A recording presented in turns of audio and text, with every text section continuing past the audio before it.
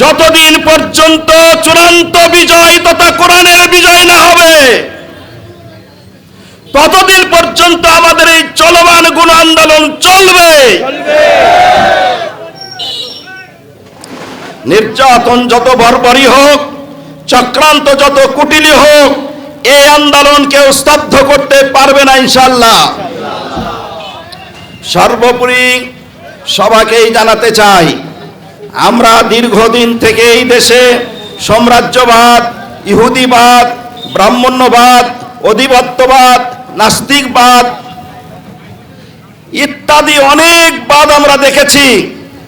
কেউ এদেশকে শোষণ, নিপীড়ন, নির্যাতন ছাড়া, সুদ, ঘুষ, মদ, জুয়া, জেনা, ব্যভিচারী ছাড়া শান্তি দিতে পারে নাই। পেরেছে? পারে নাই।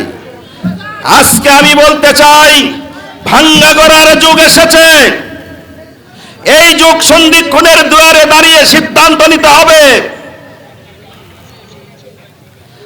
আগামী দিন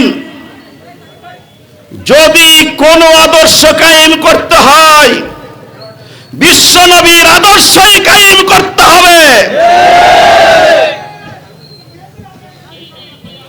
নইলে হানাহানি, রক্তারক্তি থামবে না।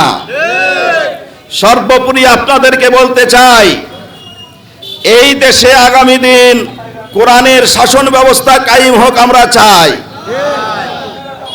আগামী দিন ইসলাম দ্বারাই দেশ চলবে আমরা চাই। এই আশা সবার প্রতি ব্যক্ত করে দূর দূরান্ত থেকে যারা আসছেন সবাইকেই আন্তরিক শুভেচ্ছা জানিয়ে আমরা শেষ পর্ব যেটা, সম্মানিত ভাইয়েরা, আগামী দিন আমরা কোরআনের রাজ চাই। কোরআনের সংসদকে আমরা দেখতে চাই, ইসলামের সংসদ দেখতে চাই।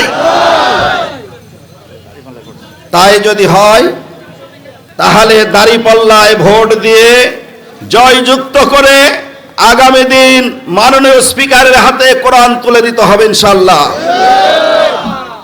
এই আশা ব্যক্ত রেখে সকলের জন্য কল্যাণ কামনা করে আমি আমার সংক্ষিপ্ত কথাকে এখানে শেষ করলাম।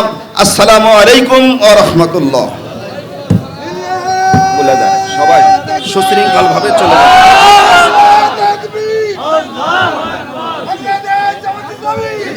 আমরা দোয়া করি, সুবহানাকাল্লাহুম্মা বিহামদিকা আশহাদু লা ইলাহা ইল্লা আনতা আস্তাগফিরুকা ওয়া আতুবু ইলাইক। আমরা সুশৃঙ্খল ভাবে যে যেখানে আসছি চলে যাব ইনশাআল্লাহ।